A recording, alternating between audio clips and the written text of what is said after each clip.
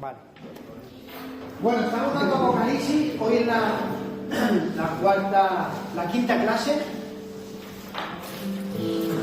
No sé quién en una conversación me dijo, luego en las imágenes interesantes sí que pedía apagar la luz, pero ahora no, ¿vale? Luego hay unas imágenes que sí, que para que las veáis bien, vamos a apagar la luz, ¿vale? Yo no sé si tenéis alguna duda han sido 4 clases hablando del anticristo y el falso profeta y luego el sistema religioso, la economía. Si tenéis hasta aquí alguna duda, porque digamos que ahora en la escatología vamos a tomar otro rumbo para llegar a otro sitio. O sea, ahora ya van a ser curvas, ya no es una línea recta. La escatología tiene muchas ramas y de clase a clase nos vamos a ir saltando de una rama a otra, pero os daréis cuenta que en la medida que vamos de una rama a otra, no nos salimos del mismo árbol. Todo es escatológico. Lo bueno de la escatología es que yo puedo, una clase, estar hablando de algo de lo que ocurre en los 7 años de la tribulación, y otra clase pues puedo hablar del tribunal de Cristo que sucede en los cielos a medida que en la tierra pasa la gran tribulación. Entonces, lo bueno de la escatología ahora ya es que cogemos ramas y vamos, este tema, oye, si hablamos de los testigos, háblanos de la batalla del Armagedón, háblanos de cuántas guerras va a haber, oye, si hablamos del Espíritu Santo de la gran tribulación, ¿qué función tiene? Oye, si hablamos, ¿por qué no aparece la iglesia? ¿Y quiénes son los 144.000? Y aunque todo no sea correlativo, pero todo entra en el marco de la escatología. Y un tema te lleva a otro de la escatología, y esa rama te lleva a otra rama del mismo árbol, y no se sale del árbol escatológico. ¿Claro? ¿Está claro la idea? ¿Está claro la idea? Llegado a este punto, si decidís que de clase en clase tocar otro tema, me lo podéis pedir. ¿Que creéis que estáis a gusto con este tema? Seguimos. ¿Que de vez en cuando queréis despejar la mente de escatología y llenarla con otro tema doctrinal? Yo también estoy dispuesto, ¿vale? Yo quiero que lo sepáis. Ángel, Dios te bendiga. Yo quiero que lo sepáis. Oye, pues mira, déjanos descansar de escatología y háblanos de cristología, o háblanos de, no sé, otra cosa que se te ocurra. Yo estoy dispuesto a eso, ¿vale? ¿Alguna duda del anticristo, el falso profeta? Del 666, todo eso está claro, ¿no? ¿El falso profeta sale a la vez del anticristo o sale un poquito antes? Sale después. Después de él, Del anticristo. exactamente. O sea, el falso profeta sale como respuesta al vacío que los gobernantes que están bajo el gobierno del anticristo han dejado a causa de quemar Roma. El vacío religioso que hay ahora en Occidente sale como una estrategia el falso profeta llenando ese vacío de religión. Sale después, ¿vale? No después. No después. Dentro de los primeros 3 años y medio es cuando ocurre todo eso.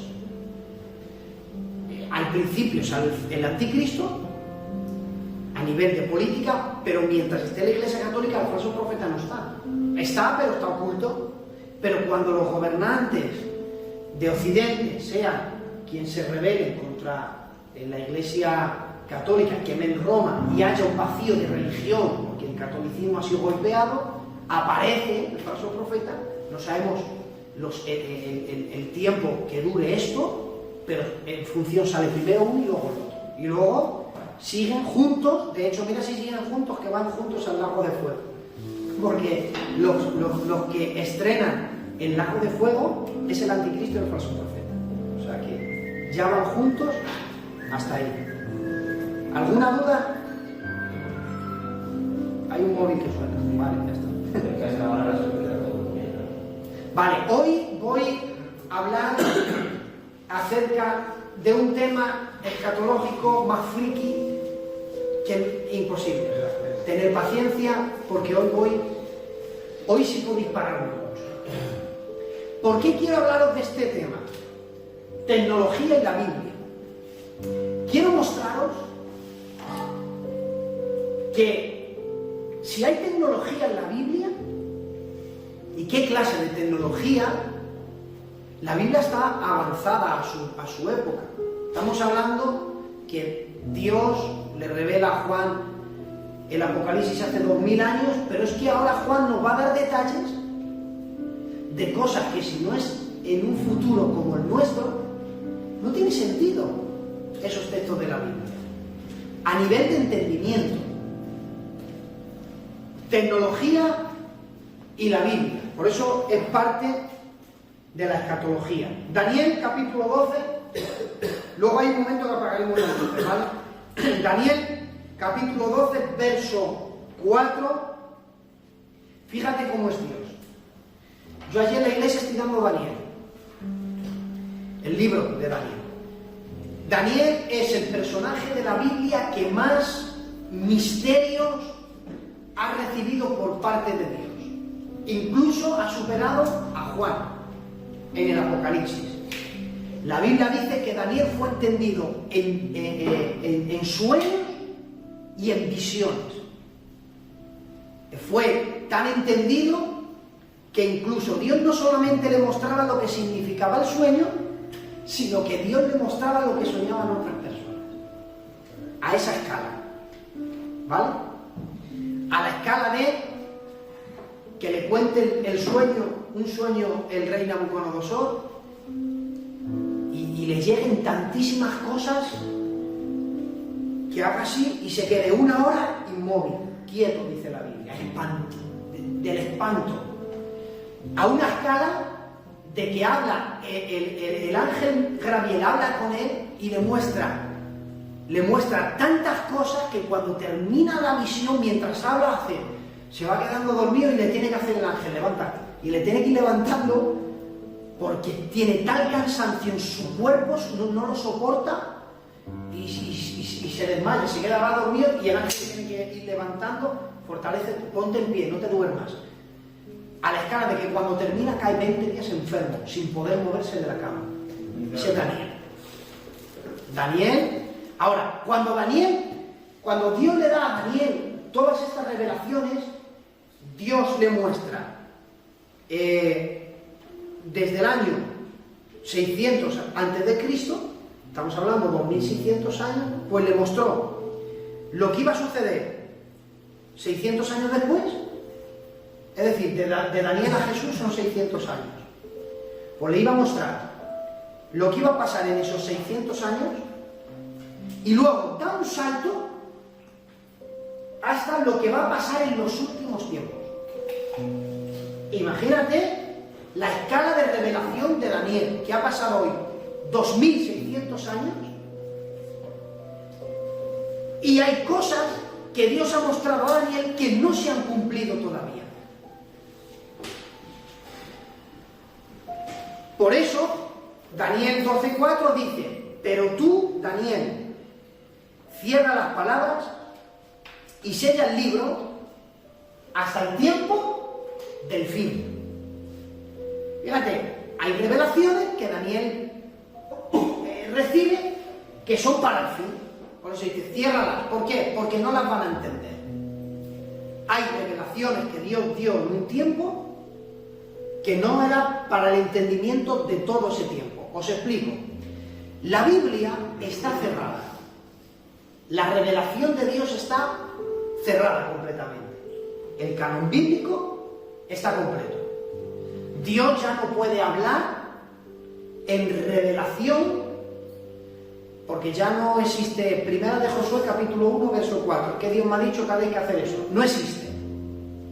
El canon bíblico, la revelación de Dios está cerrada. Lo que no está cerrada es la iluminación de la revelación. ¿Está clara la idea? ¿Sí o no? Por eso la Biblia dice lámpara es a mis, que hace una lámpara, ilumina. Entonces, ahora hay iluminación de la revelación. Pero hay cosas que no se pueden revelar si no llega su tiempo. Por ejemplo, en Job capítulo 38 dice, sacarán las constelaciones de los cielos, cita, a su tiempo. Entonces, había un tiempo en que Dios iba a revelar el cosmos. Pero hubo un tiempo que no. Dentro de la escatología existe el arrebatamiento de la Iglesia, la doctrina. Ha sido criticada porque se ha dicho, el arrebatamiento de la Iglesia es una doctrina moderna. Y yo a esos que me dicen eso les digo, tienes razón. Es moderna a la hora de predicarla, pero no de revelarla. ¿Por qué? Porque en la Biblia tenemos pruebas, cuando lleguemos al arrebatamiento daremos todas las pruebas de que la Iglesia no pasa la gran tribulación, existe el arrebatamiento de la Iglesia, pero ¿por qué? Como ahora se predica, no se ha predicado en el año 1900. Muy sencillo, porque la iluminación de la revelación es progresiva. ¿Por qué Dios no iluminaba en el año 1900, 1920? Porque hubo una explosión de que todo el mundo hablaba del arrebatamiento. Muy sencillo, porque el Espíritu Santo no puede obrar así en la Iglesia y de que extienda el mensaje del arrebatamiento cuando no va a suceder. En el año 1900 no podía suceder. En el año 1920 no podía suceder. En el año 1940 no podía suceder. ¿Y por qué no puede suceder? Bueno, porque antes del arrebatamiento hay unas profecías que tienen que cumplirse. Para que suceda el arrebatamiento, hay profecías que tienen que cumplirse antes. En el año 1945 todavía había profecías que tenían que cumplirse. Una de ellas, las últimas, Israel tenía que ser nación. Darás a luz un día, por cuanto Sión tuvo dolores de parto, dio a luz sus hijos. De los 4 continentes de la tierra iban a venir los judíos a su tierra para nunca más ser desterrados. Eso en el año 1930 no pasaba porque Israel no tenía tierra. En el año 1948, el 14 de mayo, Israel vuelve a su tierra para nunca más salir. Profecía antes del rapto. También tenía que florecer Israel.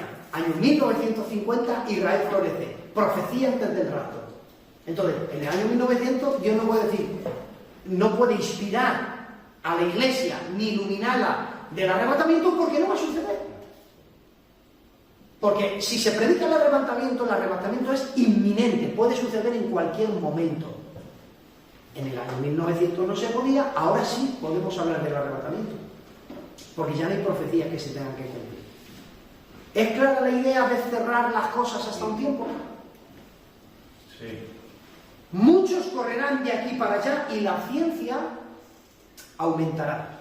La palabra ciencia tiene que ver con conocimiento, pero con un conocimiento estamos hablando de que parte de la escritura de Daniel se escribió en arameo, porque en el lugar donde estaban, la tecnología de Babilonia, medo-persa, se había aventajado a las demás naciones. Cuando las demás naciones no tenían apenas imperios grandes, Nabucodonosor tenía los jardines colgantes de Babilonia, la tercera maravilla del mundo, tenía su trono hecho de oro, y no todos lo tenían, porque no todos tenían esos artesanos. A nivel de conocimiento y tecnología estaban avanzados. Dice la Biblia que hubo un tiempo, que en los últimos tiempos la ciencia se iba a aumentar. Y miren qué dato. Esto es un dato de una revista. En cuanto al aumento del conocimiento, mira lo que dice un artículo de la revista digital. Hasta el 1900 el conocimiento se duplicaba cada siglo. Decían, es imposible, desde el 1900 hasta el año 2000 no habrá un cambio de conocimiento. Pero miren, sin embargo, desde el 1950 el conocimiento se ha duplicado cada 25 años. Decían en el 1900, dijeron, hasta el año 2000 no va a haber, si llegamos, no va a haber un cambio de conocimiento. Se dieron cuenta que en el año 1950 esa cifra había quedado a la mitad, ya no tenían que esperar 100 años. En 50 habían dicho, uy, cómo ha cambiado el conocimiento. Se dieron cuenta que no era cada 100, ya era cada 100. A los 50 dijeron, es increíble. Bueno, pues si ha habido un recorte, entonces de aquí 25 años va a haber otro salto de conocimiento. Pero se dieron cuenta que desde el año 2000 el conocimiento se duplica cada año. Hoy nuestro conocimiento casi se duplica a diario. O sea, un análisis del conocimiento humano en el año, esto se publicó el 23 de noviembre del 2018, decían, en el 1900 pensaban que hasta el año 2000 a nivel del conocimiento no iba a haber un avance sorprendente. Cuando llegó el 1950 dijeron, no, de aquí 25 años va a haber otro cambio. Pero antes de llegar al 1950 dijeron, no, escúchame, esto aquí cada año las cosas cambian. No sale el iPhone 11 cuando el 10 ya no vale. Y antes que se acabe el 11, sacan el 12. Y antes que ya la gente esté usando un móvil, ya han sacado uno nuevo. Vosotros os podéis imaginar, los que estamos aquí, ¿quién es el más joven? ¿Qué edad tiene? Yo. Aparte, ¿quién es el más joven? ¿Cuántos años tienes? Hijo, ¿cuánto? 16. Tienes 16 años. En 16 años, ¿cuántos avances tecnológicos has visto a nivel de móvil? ¿Era igual el móvil de hace 16? Bueno, no, a 16 años no, bueno, tenías. Pero ahora, escucha, 16, 20 años. ¿Alguien se acuerda de un móvil de hace 20 años? Sí, ¿eran como el de ahora? Eran mejores. Los Nokias esos que eran incumplibles. Inhackeables, tampoco se hackean. Pero ¿saben qué dijeron cuando llegaron a la luna? Bueno, yo teoría personal, no llegaron a la luna. Yo creo que no llegaron. Tú tampoco, tú estás con eso. Yo tampoco. Texto bíblico, dice, aunque hicieres tu nido en la luna, con todo y eso Jehová te derribará. Uno de los textos. El conquistar el cielo es un deseo de Babel. Subiré al cielo, de subir al cielo, es un deseo de Babel. Ese deseo de Babel fue engendrado en el mismo Satanás. Subiré al cielo y me sentaré. ¿Quieren conquistar el cielo o es una batalla con Dios? Yo creo que no llegaron. ¿Sabes cómo dicen que llegaron a la luna? Con megabytes. ¿Cuántos gigas tiene tu móvil? ¿Cuántos gigas tiene tu móvil? ¿Cuánto? 256. 256. Bueno, pues con megabytes, ni con un giga dice que llegaron a la luna. Y claro, con la tecnología que tienen no pueden. O sea, supuestamente a nivel de memoria tienes más memoria que cuando alunizaron en la luna. Llegaron con megabytes, por eso dicen que las transmisiones eran tan malas. Eso, desde que llegaron a la luna, ¿cuántos avances tecnológicos ha habido en los últimos 5 años? Era impensable la inteligencia artificial. Hay inteligencia artificial que da miedo. Hay una conversación de la IA con otra IA que juntan. No esta de gratis, de ChatGPT, no, esas son superficiales. Las de pago, las buenas. Y hay chat de esos GPT existen, esto sí sabe Josué, el tema de las páginas web secretas, ¿cómo se llaman? La Deep Web. La Deep Web. En la Deep Web, ahí es donde los terroristas compran armas, los traficantes venden, ahí está todo lo peor, ahí hay tráfico de hombres, de niños, bueno, terrible. Pues ahí hay un chat GPT, que le llaman el chat GPT oscuro. Porque supuestamente la IA que gobierna eso, la IA que lo controla, dice que está más aventajada que cualquier otra IA. Pues hay dos conversaciones de IA de estas de pago que empiezan a hablar y hay un momento que se dice, creo que nos están escuchando humanos. Y le dice una, bueno, pues hablemos en códigos. Y empiezan a tener una conversación que dices, ¿tú qué están hablando en lenguas? O sea, no los entiendes. Son entre ellas mismas. O sea, un nivel de conciencia mecánica Sí, la tecnología es increíble. Y diremos, ¿nosotros podemos ver algo parecido en la Biblia? Apocalipsis 13:15. Y se le permitió infundir aliento a la imagen de la bestia para que la imagen hablase e hiciese matar a todo el que no la adorase. Estamos hablando que el falso profeta, que va a hacer, no solamente restaurar la economía, y el plan de economía se lo da el anticristo, sino que también el vacío de adoración que hay, lo va a llenar para que todo el mundo adore al anticristo. Eso lo dejemos claro, ¿verdad? El falso profeta le hace una imagen para que todos la adoren. ¿Cómo? Se le permitió infundir aliento. Eso de infundir aliento, eso es una imitación del soplo del espíritu de vida. Dios sopló y fue el hombre un ser viviente. Jesús, estando las puertas cerradas, apareció y dijo: paz a vosotros. Y le sopló y recibieron el Espíritu Santo. Es una imitación, por eso el falso profeta imita al Espíritu Santo. Se le permitió infundir aliento a una imagen. Vamos a ver qué hace esa imagen. Hacía que todos, pequeños y grandes, ricos y pobres, libres, esclavos, se les pusiera una marca en la mano derecha o en la frente. Que ninguno pudiera comprar ni vender, sino el que tuviese la marca o el nombre de la bestia o el número de su nombre. Esto es una teoría personal, pero analizarla, ¿vale? Número 1. Infundió imagen a la bestia para que ésta hablase. ¿Qué imagen habla? No quiero que respondan, quiero que mediten. Esto es una imagen. La imagen del arca de la alianza. Una estatua es una imagen. ¿Qué clase de imagen habla?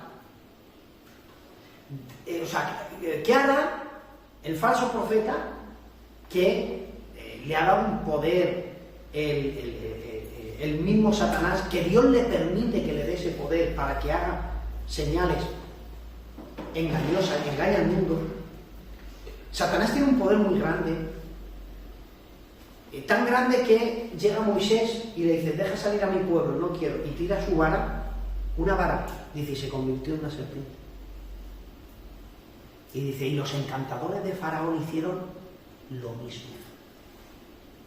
Tiraron, y dice, y la serpiente de Moisés devoró a las otras dos serpientes. Eso es una enseñanza. Lo que Moisés hizo fue un milagro de parte de Dios. Lo que James y Jambres hicieron es magia. Entonces, ¿qué devoró aquí? El milagro devoró a la magia. Está hablando de que lo que hace Dios permanece, lo que hace el diablo desaparece. Pero la idea es que los encantadores hicieron lo mismo. Cogieron algo sin vida, inanimado, y le dieron esa especie de... hicieron lo mismo. Pasó lo mismo con el agua convertida en sangre, pero en vez de hacer en un río, lo hicieron en un recipiente. Entonces hay un poder que yo no sé lo que hace el falso profeta, que hace que una imagen, número 1, hable. Número 2, ¿lo veis? Toma decisiones. ¿Qué imagen toma decisiones? ¿Por qué decisiones? Porque dicen que hacía matar a todo el que no la adorase. ¿Quién? La imagen. La imagen es quien toma la decisión de decir: a ese matadlo, a ese matadlo también, porque no quieren adorar. Pareciera ser que para tomar decisiones, parece ser que tiene una conciencia. No tiene conciencia, porque la conciencia no puede tenerla si no es recibida por el propio Dios. Dios depositó la conciencia. ¿Alguien sabe dónde habita la conciencia? El hombre es tripartito. Su espíritu tiene un alma y vive en un cuerpo. La conciencia, antes de responder, mira, en el cuerpo habitan los sentidos, ¿no? Sentido de la vista, del oído, del olfato, del paladar, del tacto. A ver, Del tacto, del gusto, 2, del olfato, 3, de la vista, 4 y el sentido del oído, 5. 5 sentidos. Con los 5 sentidos percibimos el mundo natural. Yo hago así y hago. Es una botella de agua. ¡Ay, está fría! Y puedo abrirla. Con los sentidos percibo el mundo natural. Dentro de mí existe el alma. En el alma habitan los sentimientos, la voluntad y las emociones, lo que es sentimientos y emociones. ¿Por qué? Cuando Jesús dijo, es hora que los que adoren me adoren, ¿cómo dijo Jesús? ¿Por qué no dijo con alma? ¿Por qué no dijo el alma? ¿Por qué Jesús cuando dijo, amarás a Dios con toda tu mente, con toda tu fuerza? ¿Por qué no dijo el alma? Es que en el alma están los sentimientos. Y tema de amar, supuestamente, los sentimientos tienen que cruzarse. Número 1, amar no tiene nada que ver con sentimientos, amar es una decisión. Es que no siento. Es que amar no siempre se siente. Por eso hay matrimonios que se divorcian, es que ya no siento. Es que el amor es una decisión. De tal manera amó que dio. De tal manera ama que decide dar. El amor es una decisión. Yo decido amarte aunque tú no me ames. Por eso el amor va más allá de sentimientos. En el alma habitan los sentimientos, la voluntad, las emociones, pero en el espíritu habita la vida y habita en la conciencia. ¿Por qué? Cuando llegaron a Jesús, trajeron a una mujer de los pelos, oye, apedrearla, porque la ley de Moisés manda apedrearla. Jesús dice, ¿no? Vale, pues el que esté libre de pecado arroje la primera piedra. Digo yo, ¿sentían apedrearla? La trajeron para apedrearla. Si Jesús dice, sí, apedrearla, todos cogen piedras y empiezan a tirar. Pero ¿por qué no la apedrearon? Porque dice la Biblia, acusados por sus conciencias. Aunque ellos sentían de matarla, había algo dentro de ellos que decía, tú no eres digno de matarla. La conciencia es como un pequeño juez que Dios te ha puesto en tu interior para que no tengas excusa. Por eso te saltas un semáforo en rojo a las 2 de la mañana y haces, y miras por los retrovisores, porque sabes que está mal, que si te ve la policía te para. Pero si tú has sentido, pero hay un juez dentro de ti que te dice, no está bien, no vuelvas a hacer eso. Eso se llama conciencia. Eso solamente Dios lo puede dar. El falso profeta no puede dar conciencia, pero pareciera ser que tiene conciencia en el sentido de que puede razonar, porque puede ver quien sí le adora, porque puede haber una adoración fingida, pero dice, ese no me adora, a ese matarle, ese no adora, a ese matarle. Todo eso lo hace una imagen. Analiza, estudia. O sea, es capaz de visualizar a alguien y en su comportamiento tiene un patrón de comportamiento, lo analiza, lo estudia y dice, no es verdadera adoración, matadme. Eso lo hace en una imagen. Y termino. Y ordena. A ese lo matáis, a ese también le matáis, a ese lo matáis. Ese está sellado, no, a ese dejadle, ese. Pero ¿qué clase de imagen hace eso? Digo yo, ¿no se parece a la inteligencia artificial? Sí. ¿Qué imágenes? No sabemos. José. Bueno, vamos a otra teoría. Esa teoría es buena. No he querido traer los vídeos, pero esto lo puedo enviar. En Las Vegas hay conciertos de personas normales. Y hay conciertos que paga la gente por un concierto de Jim de Houston. ¿Cómo se llama? Pero si ya no está, pero tiene un concierto. Si veis el holograma parece real. Hay conciertos de hologramas. Yo los he visto esta tarde de Michael Jackson. Y es que dices, está en el escenario. Y la gente disfruta como si estuviese, se mueve por todo el escenario, es que de lejos no se distingue si es que es él o es un holograma. No traigo un vídeo. En el 2016 hubo un reportaje que hizo Antena 3 que os vais a acordar. Hay un pabellón de un colegio lleno de niños y sale una ballena y cae como en el mar. Eso es real.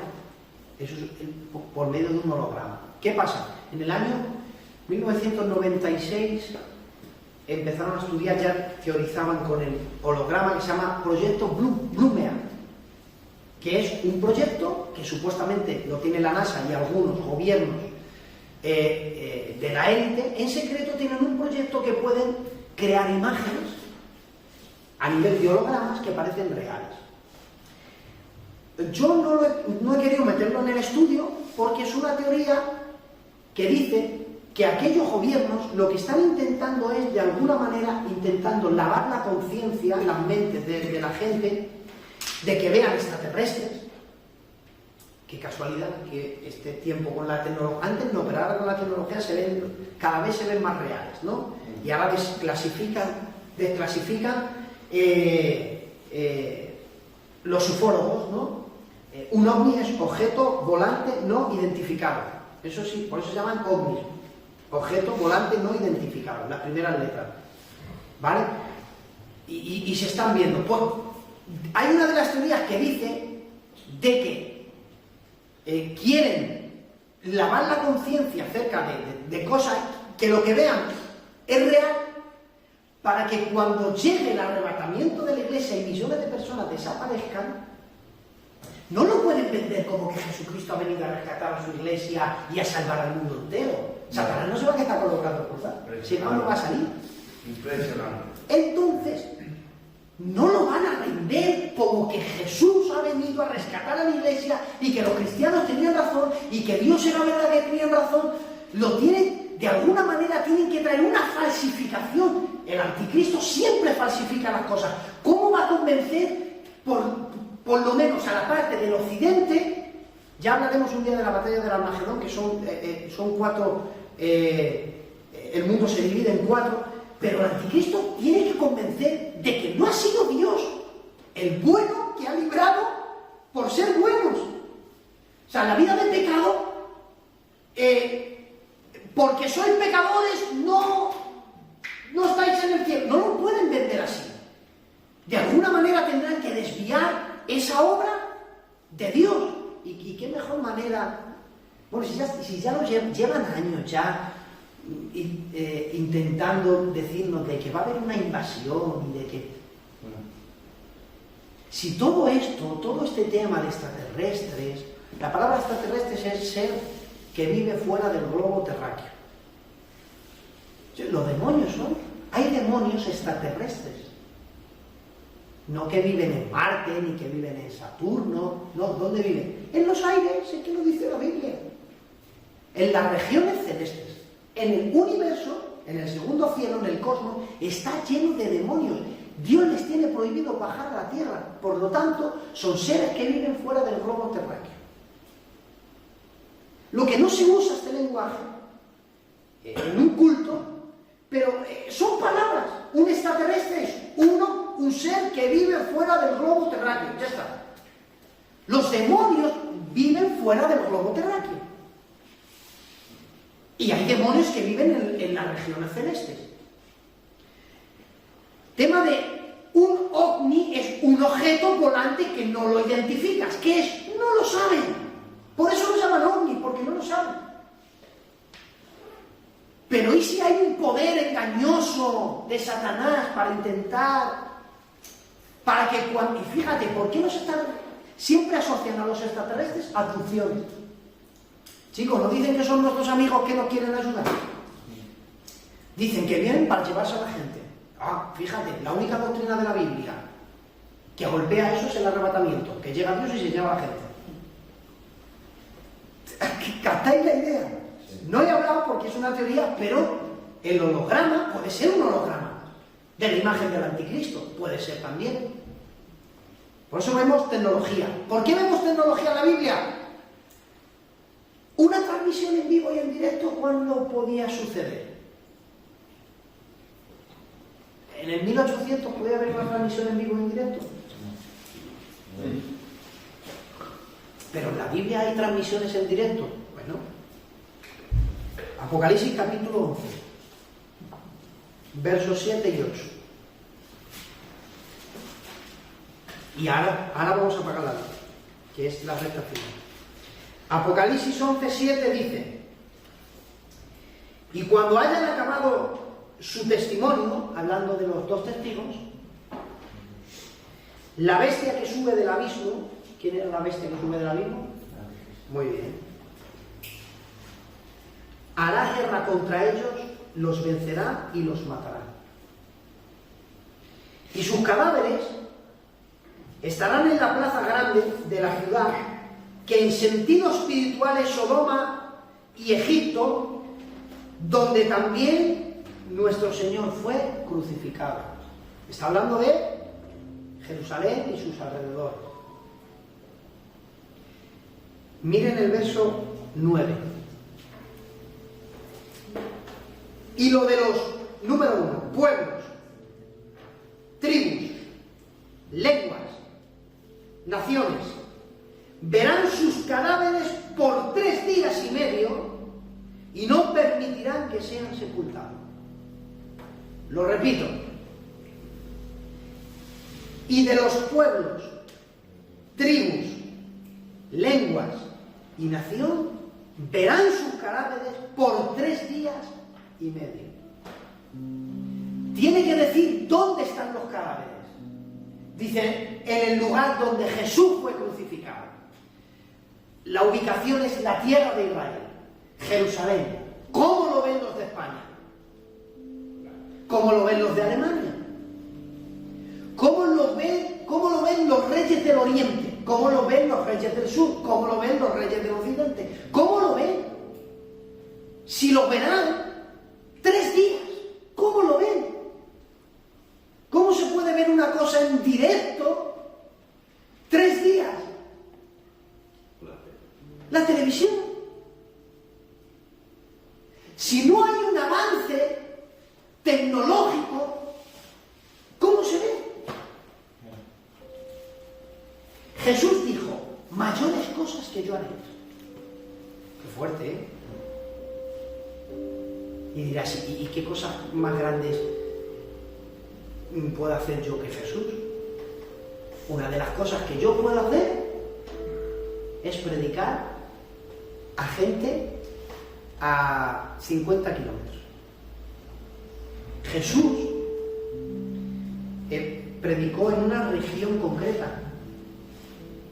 Jesús no fue a España a predicar. Hay un libro que dice Jesús murió en Cachemira. Eso es un invento. Jesús no fue a otros países. A mí me comentan, de hecho, los seguidores de mi canal, los que más son de Estados Unidos. El orden es Estados Unidos, Colombia, Costa Rica, Chile. España está en el 12 o en el 13. Hasta China en sus titulados. Países que yo no voy a llegar en la vida, llego predicando el Evangelio. Eso es lo que nosotros podemos hacer, que Jesús no podía hacer.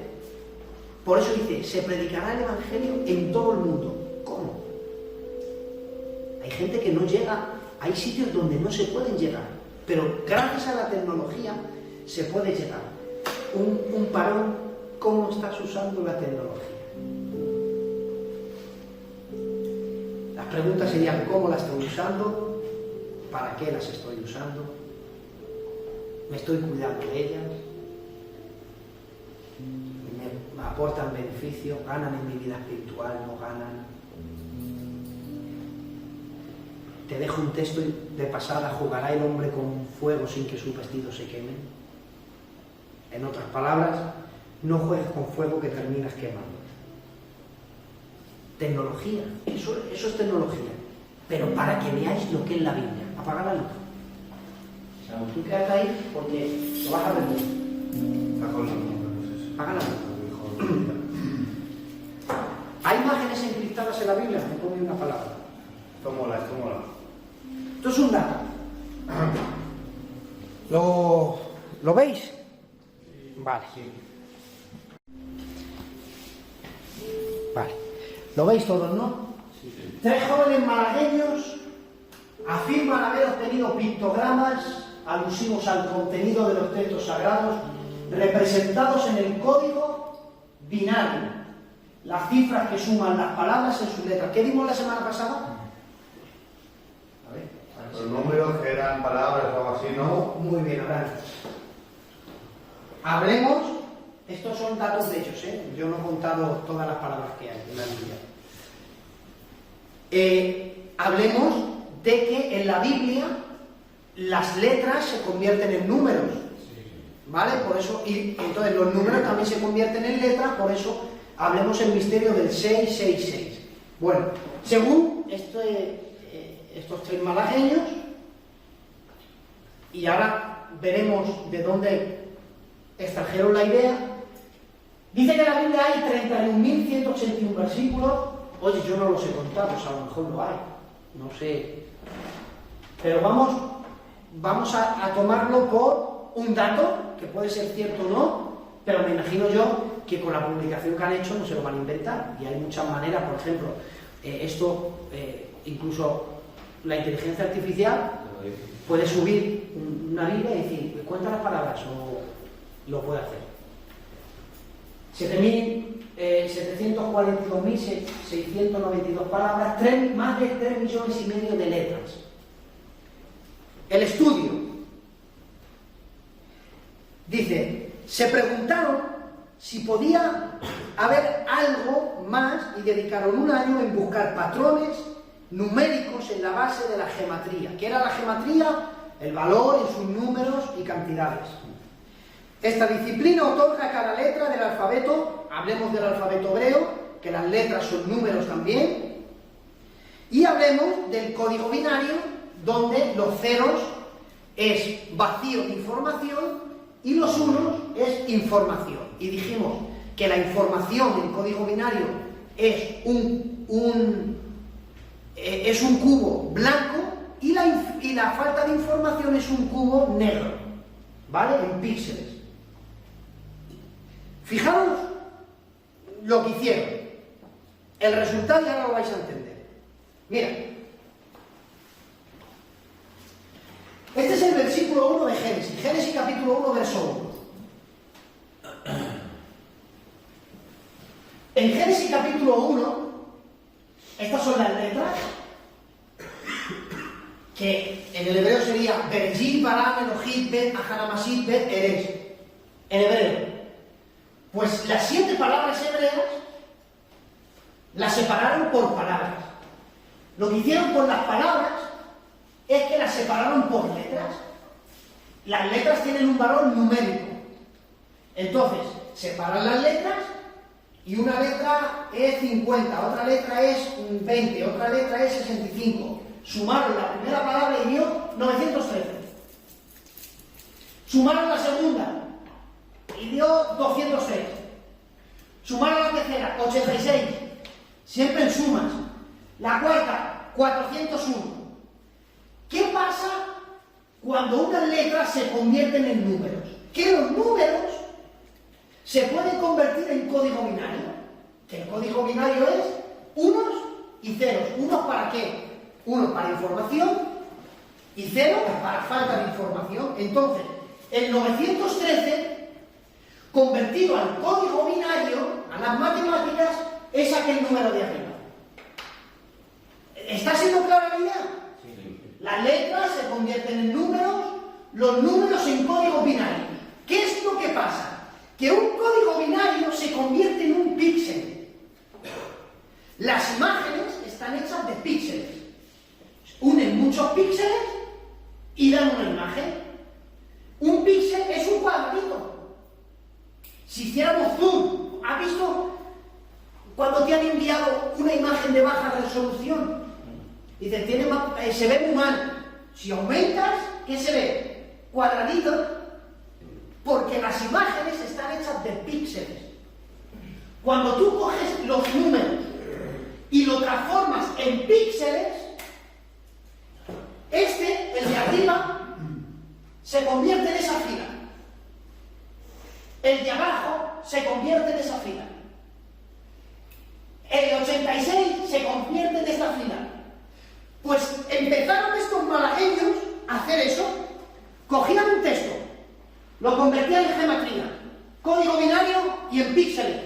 Y iban haciendo una capa, otra capa, otra capa, otra capa. Y llegaba un momento en el que se dieron cuenta que cuando llegaron a la cuarta palabra, lo de arriba, dijeron, anda, si es idéntico a las palabras hebreas. Y esa palabra significa él, que siempre hacen alusión ¿a quién? A Dios. Dijeron, anda, si está escondido Dios ya en una imagen en el verso 1. ¿Está siendo clara la idea? Sí. Vale, entonces, ¿qué clase de tecnología hay en la Biblia para que en un mundo donde esto no se puede hacer si no hay ordenador presente?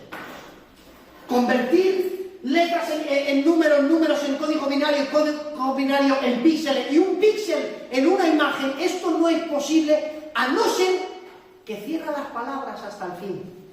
Pero bueno, ya que he dado el primer ejemplo, vamos a ver algunos más ejemplos. Porque cogieron el verso 11 y ocurrió eso. Y decidme si eso no parece un árbol. Sí. Bueno, pues en el verso 11 dice que Dios hizo crecer todo árbol. Y entonces hacen esto con el verso 11 y donde aparece la palabra relacionada con árboles y hierba, aparece eso. Este es un gráfico de 4 píxeles, pero este es un gráfico, como veis, de todos esos. Pues a medida que van, porque la escritura hebrea no tiene capítulos ni versículos.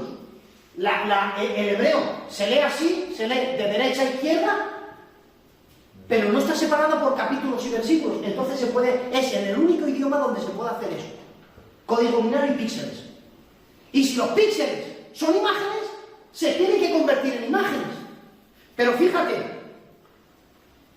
en el episodio de cuando Dios abre el mar rojo, se vio eso.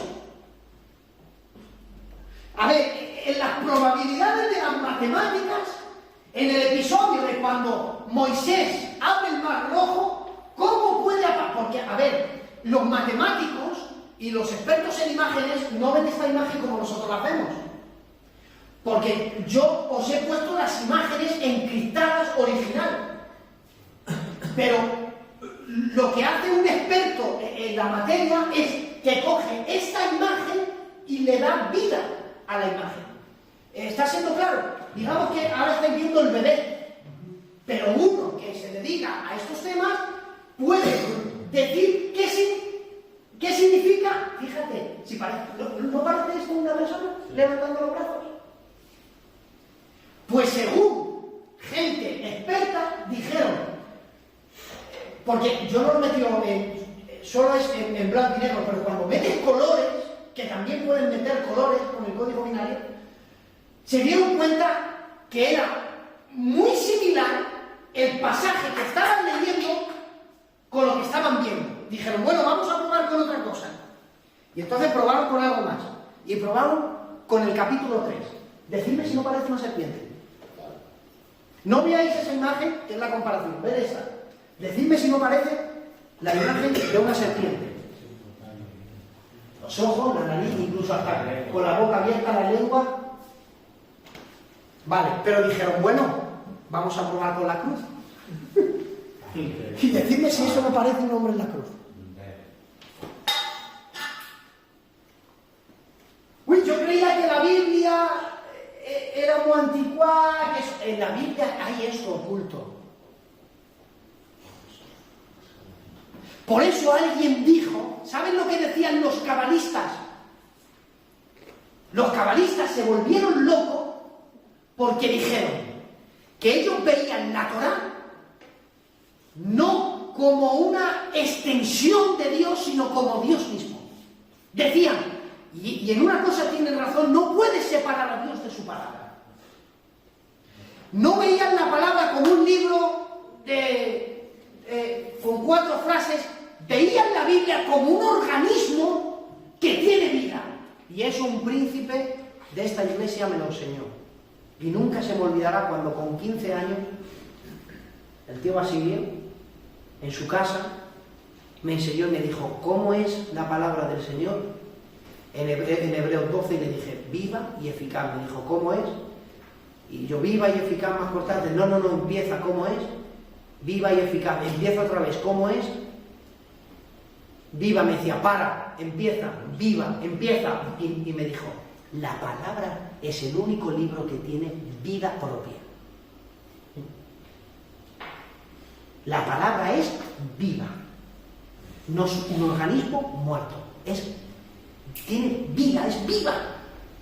Puede interactuar con nosotros.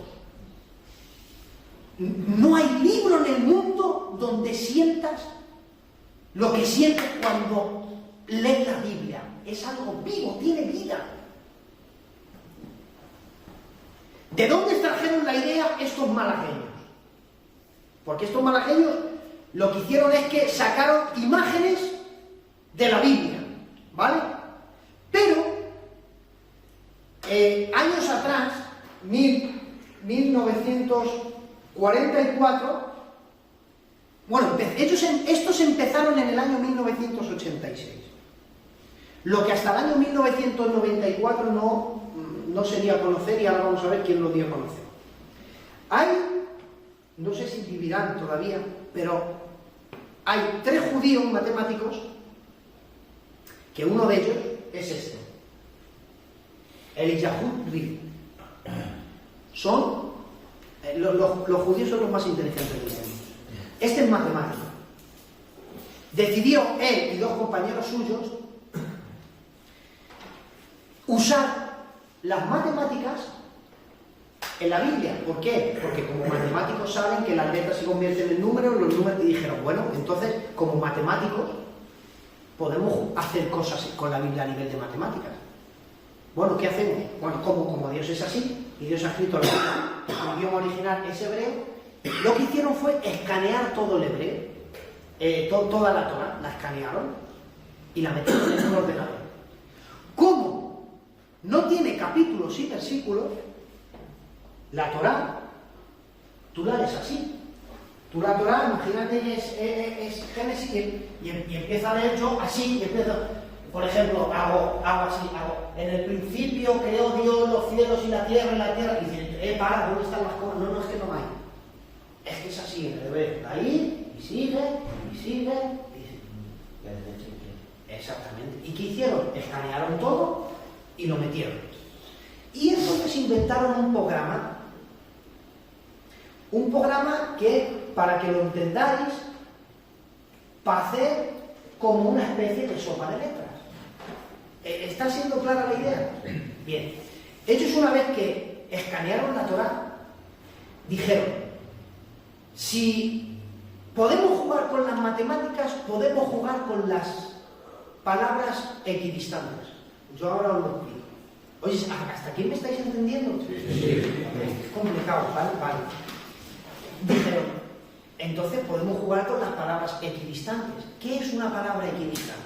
Ellos, como la escanearon, en un buscador ponían una palabra, ¿no? Y ponían, por ejemplo, Samuel. Y hacían buscar. Y entonces, la Torah empezaba, como en una sopa de letras, a buscar. Y podía haber 700 coincidencias. Pero las coincidencias podían ser así. Por ejemplo, Samuel.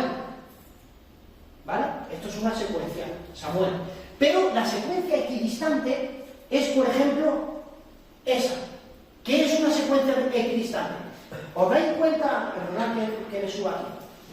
Fíjate. Mira lo que es una secuencia equidistante. Una letra. Imagínate que vamos a ver, son 4 letras, ¿no? Vamos a inventarlo. Saúl, ¿vale?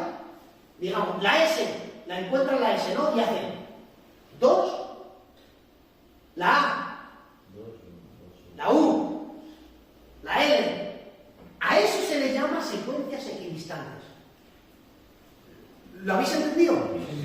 Entonces, este programa podía hacer esta búsqueda, pero también podía hacer una secuencia equidistante, da igual con la cantidad, siempre y cuando no fuera muy grande. Ahora, cuando por ejemplo lo encontraban, paraban y hacían, vale, 700 hojas. Saúl hacían, vale, parábamos a escribir sus apellidos. Y a lo mejor de 700 hacía 200.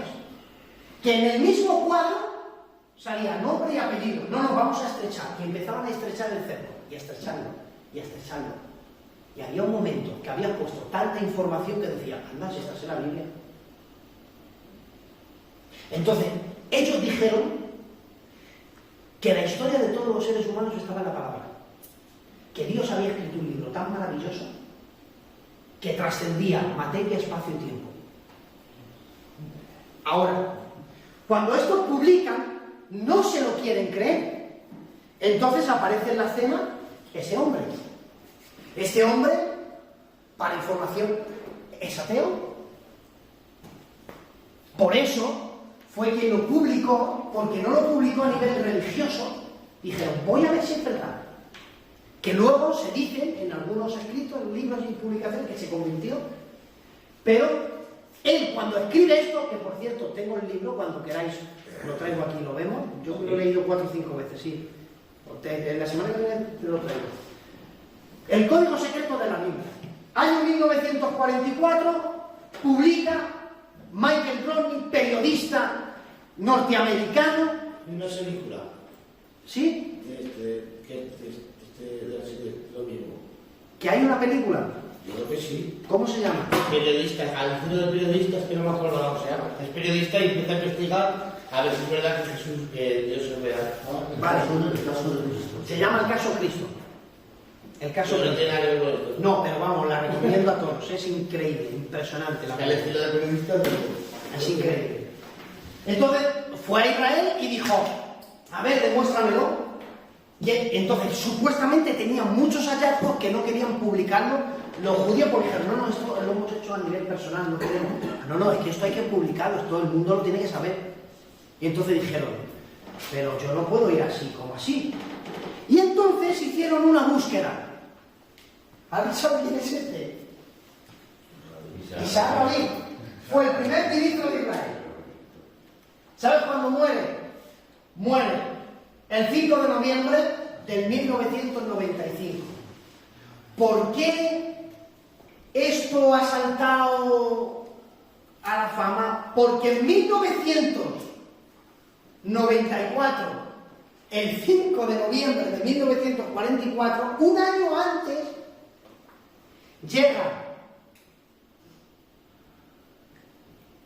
llega este personaje y le dice al primer ministro de Israel,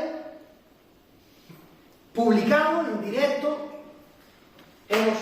han hallado estos matemáticos esto, hemos puesto su nombre, hemos empezado a estrechar el cerco y su nombre, digamos que aparecía por ahí, Isaac, ¿cómo se llama? Isaac Rabin, sale usted junto con Israel, junto a la palabra ministro, junto a la palabra gobernante, junto a la palabra muerte, junto a la palabra lo asesinarán, y junto al año 1500 no sé qué, y justamente le dijeron, aparece la palabra muerte y lo asesinarán justamente el 5 de noviembre de 1995. Y entonces dijeron, bueno, vale, un año después se cumple de que en 1995 lo asesinan. Y dicen, vale, venga, vamos a suponer que lo detuvieron y todo, lo detuvieron. Como una teoría de conspiración, porque dijeron, lo mismo los han mandado hubo hasta una investigación. Pero claro, una vez después, ¿qué pasó? Detuvieron al asesino, que supuestamente era un radical que iba por libre, y dijeron, poner su nombre y apellidos. Y junto con asesino que asesinará, se cruzaba su nombre y apellido del asesino. Todo esto codificado en la Biblia. ¿Qué es lo que pasa? Que nosotros no conocemos el futuro. Entonces, las búsquedas tienen que ser cuando las cosas suceden. Por ejemplo, no va a suceder. Pero tú imagínate que el mes que viene queman la iglesia del Campo del Ángel. No lo sabemos. Entonces, no se podía hacer una búsqueda cuando se quema la iglesia del Campo del Ángel. Porque eso es... ¿Me estáis entendiendo? Entonces, hasta que no suceden las cosas, no pueden hacer la búsqueda. Las búsquedas suceden cuando suceden las cosas. Y se dan cuenta que oculto, pero está ahí. Probaron con el 11S y probaron con un montón de cosas. ¿Por qué os digo esto? Mira, hubo una versión, de hecho hay una versión en español. Tú lo escribes en español y se transforma en hebreo. Se llama Código B. Publicó un libro Iker Jiménez con el CD en sección limitada.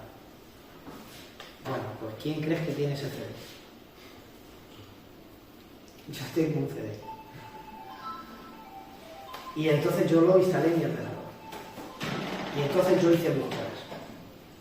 Y lo que yo encontré se queda para mí. ¿Queda? Para mí. Porque lo que no es normal es que junto a mi nombre y mis apellidos aparezca el nombre de mi mujer y de mis 4 hijos. Y aparezca Iglesia Nueva Vida, que fue donde yo nací. Y no... Iglesia Nueva Vida también aparece en una extensión grande.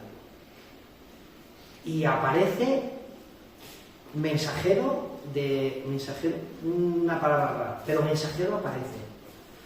Y lo tengo por ahí, que yo otro día lo buscaré y os lo traeré, fuera de... lo vais a ver.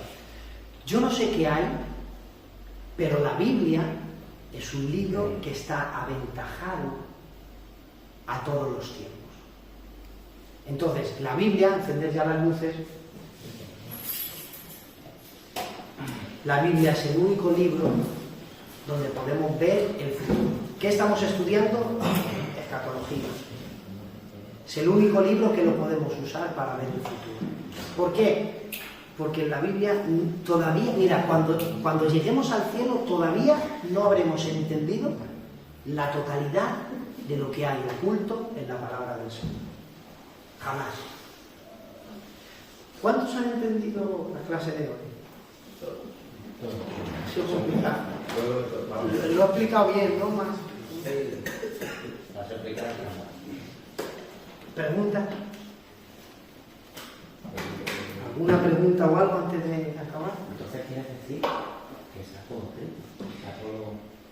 Hay un salmo que dice, salmo creo que es 94, si no me equivoco, dice, porque tú me formaste en el vientre de mi madre, te alabaré porque formidables y maravillosas son tus obras.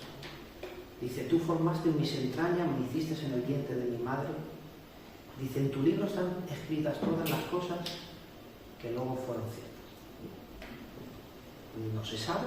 Eso es un salmo mesiánico, que se cumplió. Todo lo que hablaba de Jesús se cumplió, pero es que no podemos saber. Pero ya te digo yo que en la Biblia es mucho, mucho más. De bueno, vamos a predicar la palabra. Que levante la mano para decir, es mucho más.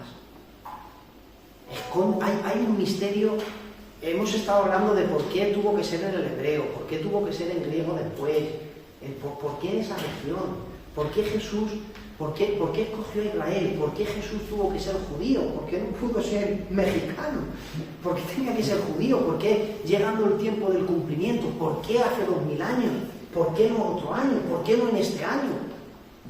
Porque todo tiene un motivo, un porqué, a Dios no se le escapa nada. Y Dios, cuando decidió escribirla en el hebreo, tiene una razón, un motivo y un porqué. Y qué casualidad que el hebreo se convierte en todo esto. Y qué casualidad que hasta que no avanza la tecnología, todo esto no se entiende. Por eso cielo y tierra pasarán, pero sus palabras, eso Jesús lo dijo hace 2000 años. Y todavía la palabra, para nosotros, es que no es vieja, la palabra no es vieja. No es un libro antiguo. Más cosas.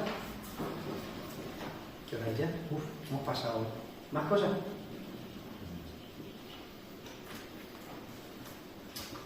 ¿Todas hay una melodía? Vamos. Gracias, Dios mío, en esta noche. Gracias por darme la capacidad, Señor, de poder explicar tu palabra, que mi única intención, Señor, ha sido mostrar que tu palabra es más increíble de lo que nosotros podemos imaginar o pensar, Señor. Que todavía no hemos deslumbrado, no hemos visto ni un ápice de las riquezas de tu palabra, Señor. Perdónanos por la pereza de no estudiar más tu palabra, porque la suma de tus palabras es lo que va a enriquecer nuestra vida, Señor. Ayúdanos que a través de tu palabra podamos conocerte más. Gracias por el conocimiento que has dado a mis hermanos, Señor. Gracias por la sabiduría, por el deseo tan grande que tú has despertado, Señor. Y gracias por dejarme ministrar esta palabra que sabes que en mi corazón estaba hace mucho tiempo, Señor. Te doy gracias por este regalo que me has hecho esta noche. Lo único que quiero es que tu nombre sea glorificado, Señor, y que la gente pueda ver las maravillas de tu palabra. Gracias, en el nombre de Jesús. Amén. Amén. Que Dios os bendiga.